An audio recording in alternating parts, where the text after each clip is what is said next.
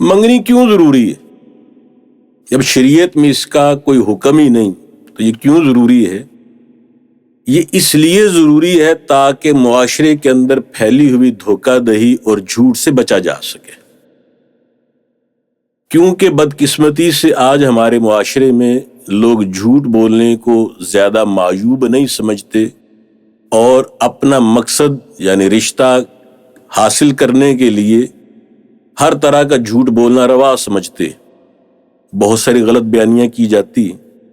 تو منگنی ایک طرح سے آپ کو ایک بفر زون میں لے آتی ہے، آپ کے لیے ایک موقع فراہم کرتی ہے کہ آپ نکاح سے پہلے دونوں خاندان ایک دوسرے کو اچھی طرح سے جان لیں۔ یہاں پر بھی بدقسمتی یہ ہے کہ منگنی کے بعد دونوں خاندان ایک دوسرے کے ساتھ بہت فارمل قسم کا نپا تلا رویہ رکھتے ہیں، ایک دوسرے کے ساتھ آتے جاتے نہیں،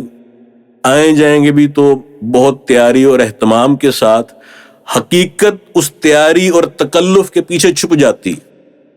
آپ دوسرے فریق کے گھر جائیں، بسا اوقات بغیر اطلاع کے شارٹ نوٹس پہ جائیں تاکہ آپ کو پتہ چلے کہ ان کے گھر کے حالات کیا ہیں، ان کے رشتہ داروں کے ساتھ بات کریں، ان کے گھر میں اگر پہلے شادیاں ہوئی ہیں، ان کی کوئی بہو ہیں، کوئی بیٹیاں ہیں، کوئی ان کے رشتہ دار جو ہیں، ان کے ساتھ بات چیت کریں، آپ کو ان کے خاندان کے سارے حالات پتہ چل جائیں گے۔ لڑکا کن دوستوں کے ساتھ اٹھتا بیٹھتا ہے،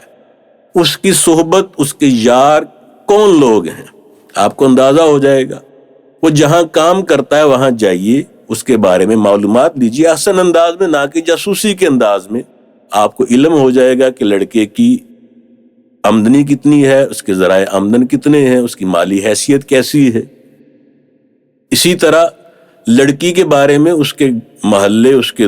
جو عزیز و اقارب ہیں، ان سے معلومات لیجیے، آپ کو اندازہ ہو جائے گا کہ اس میں کتنی صلاحیتیں ہیں اور کیا صلاحیتیں نہیں ہیں۔ منگنی کے مقصد کو سمجھیے اور ضرور اپنائیے۔ ہاں،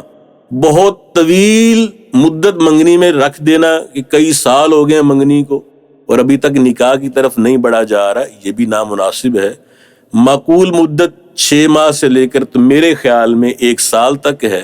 اس دوران ایک دوسرے کے ہاں آئیں جائیں، ایک دوسرے کے رسم و رواج کا مطالعہ کریں، ایک دوسرے کے خاندانوں سے واقفیت پیدا کریں تاکہ آنے والی زندگی زیادہ سے زیادہ خوشگوار ہو اور کسی بھی طرح کا ایسا مسئلہ جس سے بچا جا سکتا تھا تھوڑی سی توجہ کے ساتھ، وہ مسئلہ ہمیں آنے والی زندگی میں متاثر نہ کرے۔